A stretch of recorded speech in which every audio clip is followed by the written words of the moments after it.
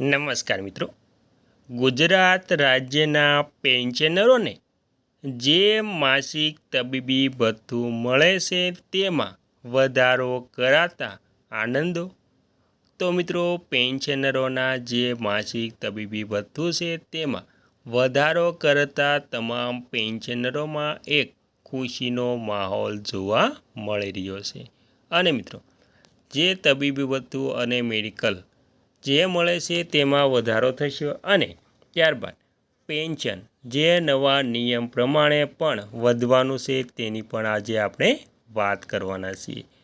તો મિત્રો, હવે ગુજરાત રાજ્ય સરકારે તેમના એટલે કે પેન્શનરોના મોંઘવારી ભથ્થા જે મોંઘવારી ભથ્થું વધે છે અને પેન્શનરોને જે ડીઆર મળે છે તેમાં વધારો કરતાં પેન્શનમાં પણ વધારો થયો છે અને જે તબીબી ભથ્થું એટલે કે જે મેડિકલ ભથ્થું છે તે 1000 રૂપિયા મળે છે તેમાં પણ વધારો કરવામાં આવ્યો છે એટલે કે તબીબી ભથ્થામાં જે 1000 રૂપિયા છે તેમાં પણ વધારો કરાયો છે.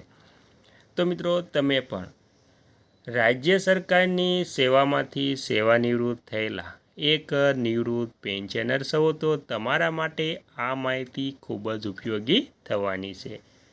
તો મિત્રો, તમે જાણો છો તે પ્રમાણે ગુજરાત રાજ્ય સરકારે જાન્યુઆરીમાં મોંઘવારી ભથ્થા અને ડીઆરમાં 2% વધારો કરી ટોટલ 60% મોંઘવારી ભથ્થું કરી દેવામાં આવ્યું છે અને જાન્યુઆરી બાદ જુલાઈમાં પણ 3% મોંઘવારી ભથ્થામાં વધારો થવાની સંભાવના છે. તો પેન્શનરો માટે પણ સારા સમાચાર છે, કેમ કે જુલાઈમાં ડીએ અને ડીઆરમાં વધારો થશે તો પેન્શનમાં પણ વધારો થશે અને જો તે 2 કે 3 મહિના પછી આપવામાં આવશે તો તેના ભાગરૂપે એરિયર્સ પણ આપવામાં આવશે. તો મિત્રો, શું છે તમામ વિગતવાર તેની સંપૂર્ણ માહિતી આજે આપણે જાણીશું. તો મિત્રો, સરકારી કર્મચારીઓ અને પેન્શનરો માટે માસિક તબીબી ભથ્થામાં એટલે કે ફિક્સ મેડિકલ એલાઉન્સ એફએમાં વધારો કરવા અંગેના મહત્ત્વપૂર્ણ અપડેટ આ પ્રમાણે આપણે જાણીશું. તેમાં કેન્દ્ર સરકાર આને 8મું પગાર પંચ અપડેટ ₹3000 સુધી વધારાની દરખાસ્ત.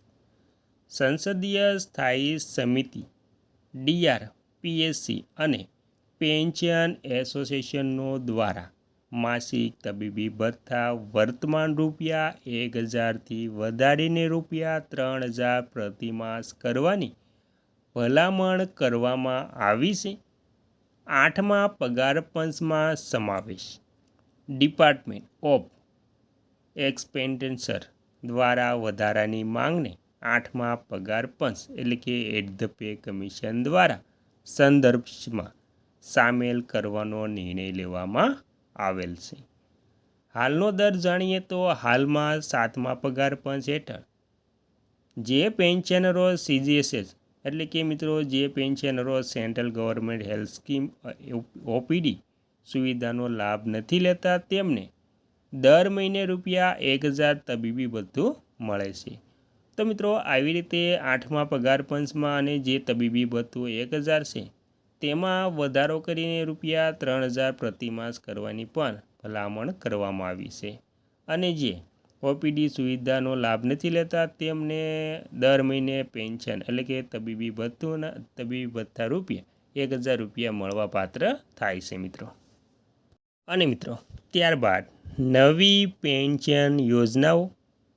તાજેતરમાં આ માસિક તબીબી ભથ્થાનો લાભ યુનિફાઈડ પેન્શન સ્કીમ યુપીએસ અને નેશનલ પેન્શન સિસ્ટમ એનપીએસ હેઠળ આવતા કર્મચારીઓને પણ આપવાનો આદેશ જાહેર કરાયો છે.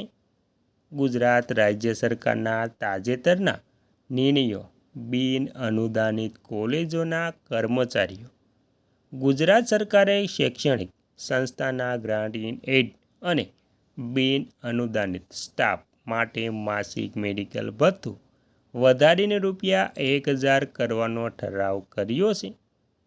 રાજ્ય સેવા નિયમો ગુજરાત રાજ્ય સેવા તબીબી સારવાર નિયમો અનુસાર પાત્રતા ધરાવતા કર્મચારીઓ અને પેન્શનરો માટે તબીબી ભથ્થા અથવા તો રિએમ્બર્સમેન્ટના નિયમો હેઠળ સમયાંતરે સુધારો કરવામાં આવે છે મિત્રો।